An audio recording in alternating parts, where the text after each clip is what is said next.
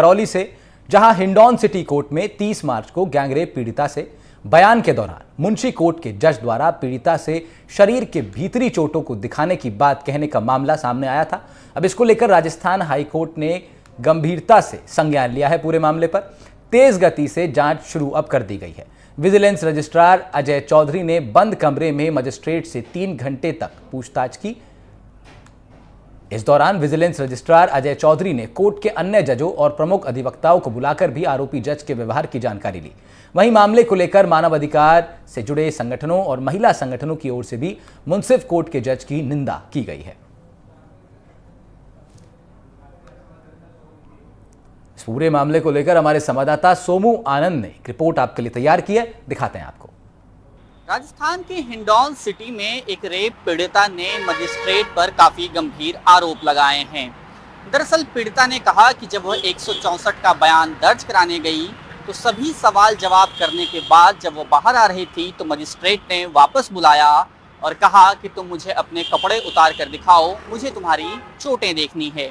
अब इस मामले में एफआईआर दर्ज कर ली गई है और 354 ख के साथ साथ SC/ST एक्ट की धाराओं के तहत मामला दर्ज किया गया है। मामला सामने आने के बाद राजस्थान हाईकोर्ट के विजिलेंस रजिस्ट्रार अजय चौधरी ने भी मजिस्ट्रेट से जाकर पूछताछ की और हमारे सूत्रों ने यह भी बताया कि उन्होंने वरिष्ठ वकीलों और कोर्ट के अन्य कर्मियों से भी मजिस्ट्रेट के व्यवहार की जानकारी ली। पुलिस सूत्र बता रहे हैं कि मामला दर्ज होने के बाद जब एफआईआर हो चुका है उसके बाद अब पुलिस भी अपने स्तर से जांच कर रही है और इस बात की कोशिश कर रही है कि पूरे मामले में दूध का दूध और पानी का पानी हो पाए। खबर अजमेर से आई, जहां स्कूल प्रशासन ने गैंगरेप पीड़िता को परीक्षा में बैठने की इजाजत नहीं दी।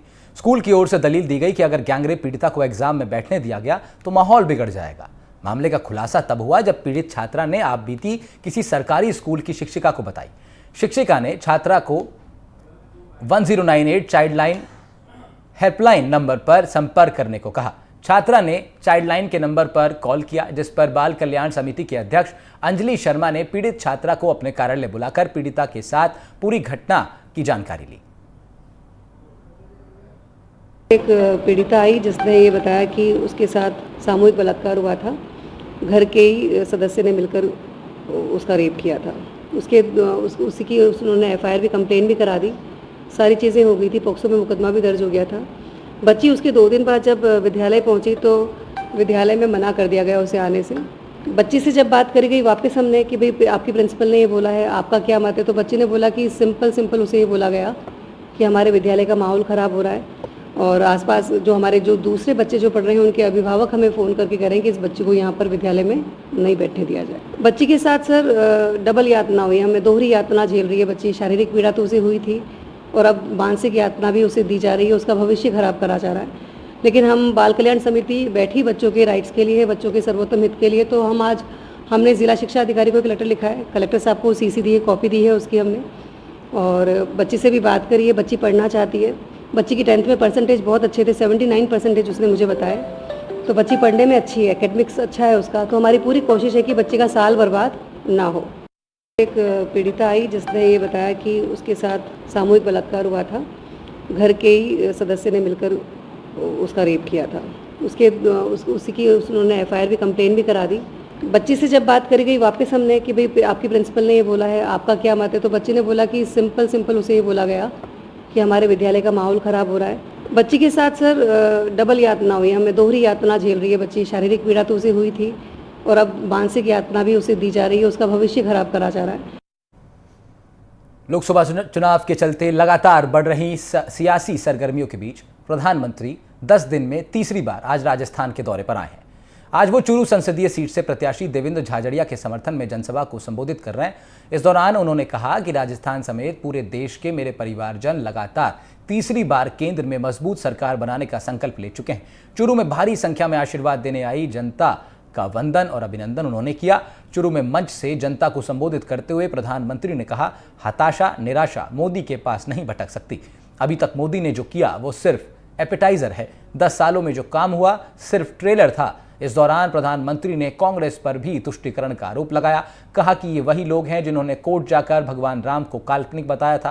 कांग्रेस पर हमला जारी रखते हुए प्रधानमंत्री ने आगे कहा कि भाजपा ने कभी भी दलितों, पिछड़े वर्गों के विकास की बात से कभी पीछे नहीं हटी है। दशकों तक बाबा साहब अंबेडकर को भारत रत्न से कांग्रेस ने वंचित रखा, लेकिन बीजेपी ने देश को दलित राष्ट्रपति दिया, पहली आदिवासी महिला राष्ट्रपति दी, लेकिन अब इंडिया गठबंधन के लोगों ने इन्हें पूरी ताकत दे दी है।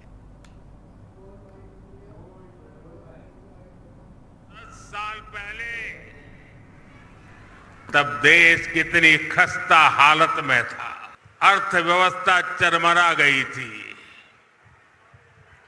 दुनिया में भारत की साख गिरती जा रही थी और मैंने तय किया कि हालात बदलने ही होंगे और मेरे लिए तो मेरा भारत मेरा परिवार है। मैंने मेरी माताओं बहनों को गारंटी दी थी कि गरीबों का उज्ज्वला सिलेंडर सस्ता किया जाएगा। ये गारंटी पूरी हो गई है। बीजेपी सरकार बनते ही कांग्रेस के पेपर लीक इंडस्ट्री के खिलाफ जांच बिठाई जाएगी। ये गारंटी भी पूरी हो गई है। कांग्रेस पार्टी ने एक एडवाइजरी निकाली है और एडवाइजरी भी इतनी डरे डरे निकाली है। उन्होंने कांग्रेस की सभी इकाइयों को कहा है कि अयोध्या राम मंदिर की चर्चा अगर निकल पड़े तो मुंह पे ताला लगा देना, कुछ बोलना ही मत। उनको लगने लगा है कि अगर राम का नाम लिया तो पता नहीं कब राम राम हो जाए। चुरू की धरती पर जिन शब्दों को मैंने दोहराया था, मैं आज फिर एक बार इस वीरों की धरती पर आया हूं तो मेरे उन भावों को दोहराता हूं। सौगंध मुझे इस मिट्टी की, मैं देश नहीं मिटने दूंगा। मैं देश नहीं रुकने दूंगा। मैं देश नहीं झुकने दूंगा। मेरा वचन है भारत मां को, तेरा शीश नहीं झुकने दूंगा। लोकसभा चुनाव के लिए कांग्रेस ने आज 48 पेज का घोषणा पत्र जारी कर दिया। दिल्ली में कांग्रेस मुख्यालय में सोनिया गांधी, राहुल गांधी, कांग्रेस अध्यक्ष मल्लिकार्जुन खड़गे और मैनिफेस्टो कमेटी के अध्यक्ष पी चिदंबरम ने 5 न्याय और 25 गारंटी का ऐलान किया है। पार्टी के घोषणा पत्र में न्यूनतम मजदूरी 400 रुपए करने, गरीब परिवार की महिला को साल में 1 लाख रुपए देने, एमएसपी को कानून बनाने और जाति जनगणना कराने का जिक्र किया गया है। कांग्रेस ने अपने घोषणा पत्र में युवा, महिला, मजदूर और किसान पर खास फोकस रखा है। इन सभी वर्गों के लिए अलग अलग तरह की स्कीम्स का वादा कांग्रेस के मैनिफेस्टो में किया गया है।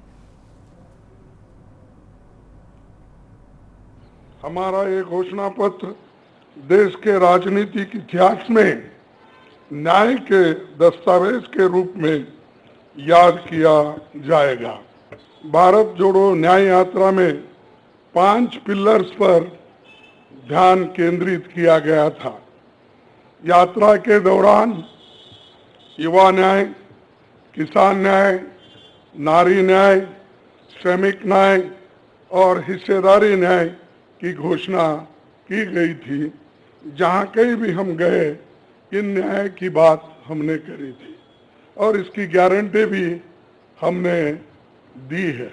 युवा न्याय के तहत हर शिक्षित युवा की पहली नौकरी अप्रेंटिसशिप के साथ पक्की हो जाए, ऐसी एक गारंटी हम दे रहे हैं।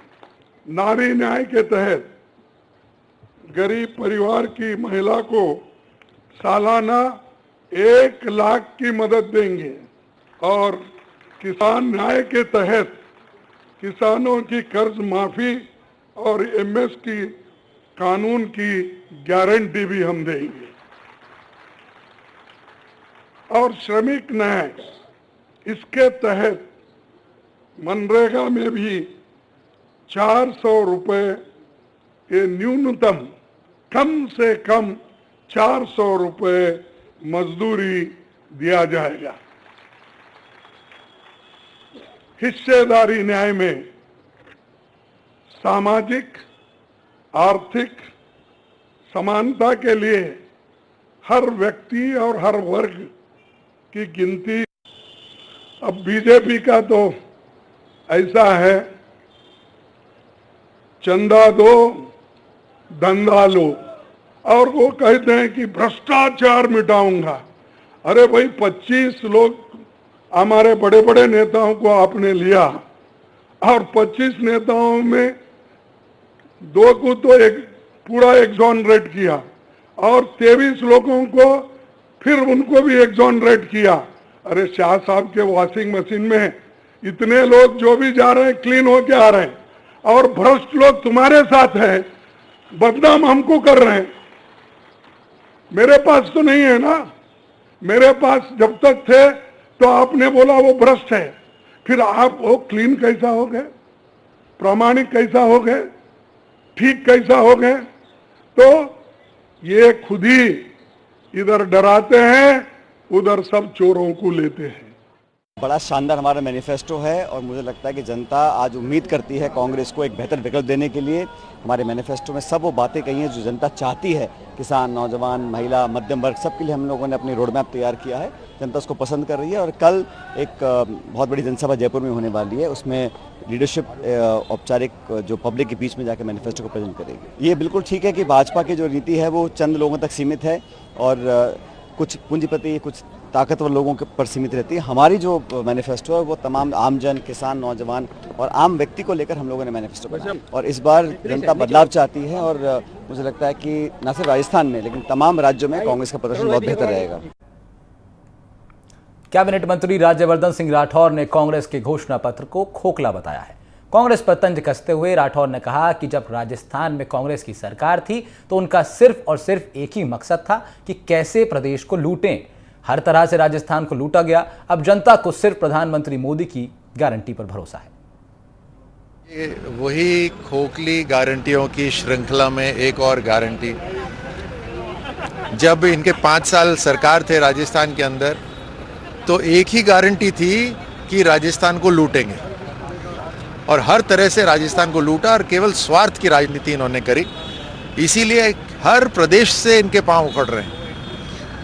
अब तो कांग्रेस मजाक बन के रह गई है। गारंटी देश की, गारंटी आगे बढ़ने की, विकास की गारंटी हर परिवार की केवल तभी है जब मोदी गारंटी उस गारंटी की पूर्ति कर रही है।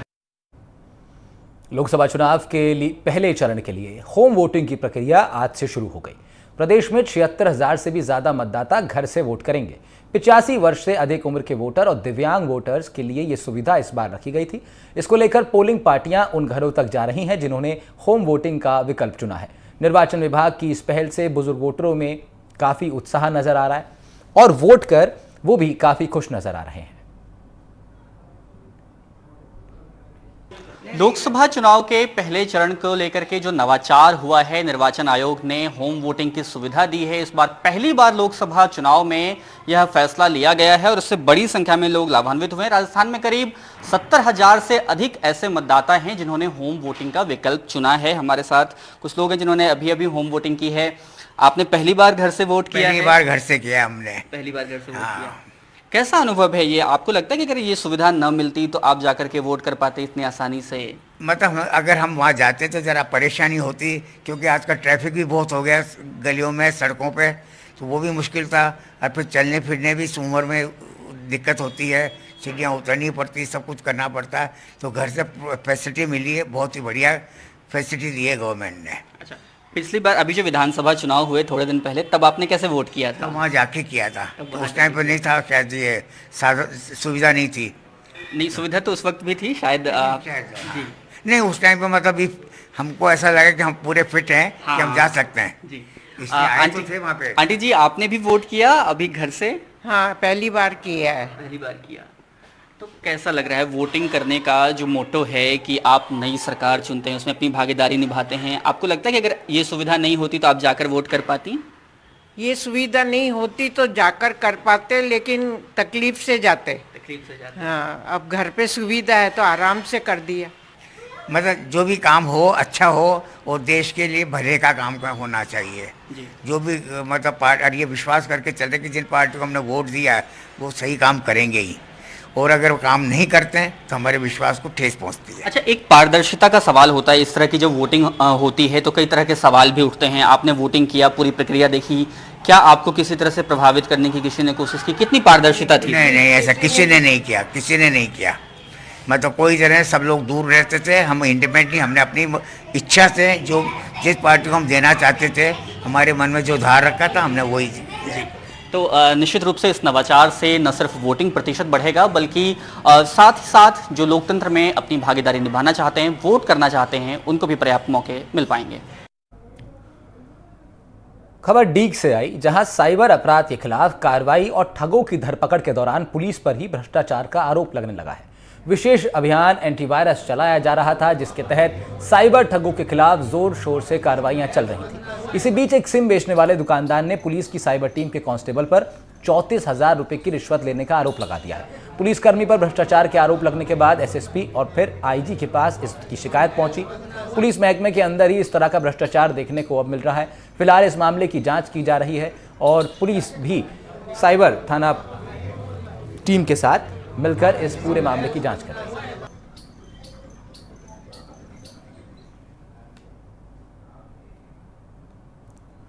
भारतीय रिजर्व बैंक ने शुक्रवार को लगातार 7वीं बार अपनी प्रमुख ऋण दर में कोई बदलाव नहीं किया। 6.5% पर ही बरकरार रखा गया है। आरबीआई गवर्नर शक्तिकांत दास ने कहा कि यह निर्णय द्विमासिक मौद्रिक नीति समिति के बैठक में 5:1 के बहुमत से लिया गया। अपरिवर्तित रेपो दर का मतलब है कि ऋण ब्याज दरों में हालांकि कोई बदलाव नहीं है। ऐसे में सस्ते लोन के लिए अभी और इंतजार करना पड़ सकता है। आरबीआई गवर्नर शक्तिकांत दास ने कहा कि महंगाई में काफी कमी आई है, लेकिन अभी भी ये 4% के लक्ष्य के ऊपर है। उन्होंने कहा कि 2 साल पहले महंगाई 7.8% तक चली गई थी, लेकिन अब स्थिति थोड़ी काबू में है। महंगाई के लक्ष्य को अंदर रखना इकोनॉमी के लिए बेहद जरूरी है। दास ने एमपीसी मीटिंग में हुए फैसलों पर कहा, जियोपॉलिटिकल दिक्कतों की वजह से ग्लोबल इकोनॉमी पर असर पड़ा है, साथ ही ट्रेड रूट्स में आई बाधाओं की वजह से ग्लोबल ट्रेड पर भी असर पड़ा है। बॉन्ड यील्ड और यूएस डॉलर में उतार चढ़ाव के बीच इक्विटी मार्केट्स में तेजी रही है। और इस वक्त बड़ी खबर आ रही है बांसवाड़ा से, जहां दानपुर थाना क्षेत्र में कटुंबी गांव में एक महिला का शव पेड़ से लटका हुआ मिला है। दानपुर थाना इलाके के कटुंबी गांव का यह मामला। दानपुर थाना पुलिस और परिजन मौके से करीब 1.5 माह पहले हुई शादी महिला की पीहर के पक्ष के लोगों ने ससुराल वालों के खिलाफ नारेबाजी की है। दानपुर थाना इलाके के कटुंबी गांव का यह मामला। सूचना मिलने पर पुलिस मौके पर पहुंची है। पेड़ से लटका मिला है महिला का शव। इस खबर पर लगातार हमारी नजर बनी रहेगी। खबर और भी है, फिलहाल एक छोटा सा ब्रेक।